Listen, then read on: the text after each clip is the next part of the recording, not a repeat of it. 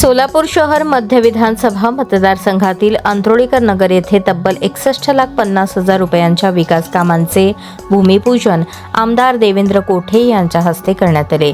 श्री गणेश मंदिराच्या प्रांगणात हा कार्यक्रम उत्साहात पार पडला. यामध्ये 28,33,000 रुपयांच्या विशेष निधीतून श्री गणेश मंदिर परिसरातील सभा मंडप तसेच 23,17,000 रुपयांच्या निधीतून नव्या ड्रेनेज लाईनच्या कामाचा शुभारंभ करण्यात आला.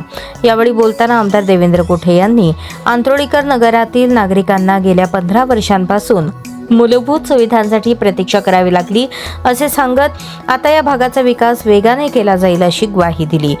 मुख्यमंत्री देवेंद्र फडणवीस आणि पालकमंत्री जयकुमार गोरे यांच्या माध्यमातून शहर मध्य मतदारसंघासाठी गेल्या 2 वर्षात 135 कोटी रुपयांचा विकास निधी मंजूर झाल्याची माहितीही त्यांनी दिली.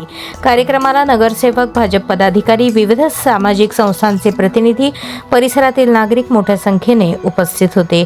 आगामी काळात नागरिकांच्या गरजेनुसार विकास कामांना प्राधान्य दिले जाईल असेही आमदार कोठे यांनी स्पष्ट केले.